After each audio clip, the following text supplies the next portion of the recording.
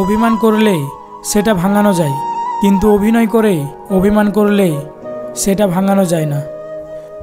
একটা সময়ে গিয়ে বুঝতে পারবেন জীবনে যাদের সবচেয়ে বেশি বিশ্বাস করবেন এবং ভালোবাসবেন তারাই সবচেয়ে বেশি ঠকাবে আর কষ্ট দিবে। বিশ্বাস করো আর নাই করো, এটাই সত্যি। যাদের জন্য তুমি দিনের পর দিন স্যাক্রিফাইস করবে, একদিন তারাই তোমাকে অপমান করবে, তোমার অবদান ভুলে যাবে। পৃথিবীতে সব কিছু ভুলে যাওয়া সম্ভব, কিন্তু কিছু মানুষের বেইমানি ভুলে যাওয়া অসম্ভব। একটা ভালো সম্পর্ক তখনই তৈরি হয় যখন কেউ তোমার অতীতকে গ্রহণ করে, বর্তমানকে সমর্থন করে আর ভবিষ্যতের জন্য তোমাকে সাহস যোগায়।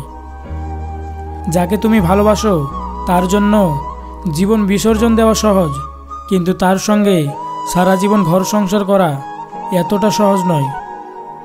টাকা দিয়ে সব কিছু কেনা যায়, তবে ভালোবাসা নয়। দূরবীন দিয়ে সব কিছু দেখা যায়, তবে হৃদয় নয়। হারিয়ে গেলে সব কিছু পাওয়া যায়, তবে ভালোবাসা নয়।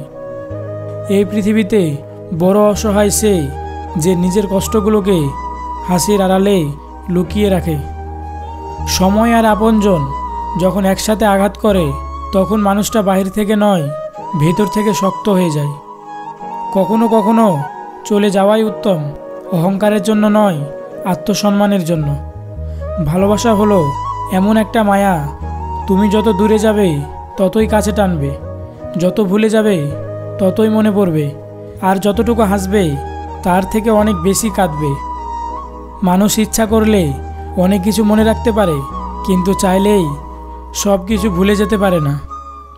মন থেকে চাওয়া জিনিসগুলোই মন খারাপের কারণ হয়ে দাঁড়ায়।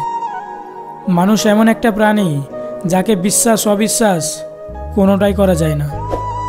বয়স বাড়ার সাথে সাথে আমাদের পেন্সিল ছেড়ে কলম ধরিয়ে দেওয়া হয়, কারণ এটা বোঝানোর জন্য যে এরপর ভুল হলে আর মোছানো যাবে না। এই পৃথিবীতে কেউ কারো নয়, কিছুটা মায়া, বাকিটা অভিনয়।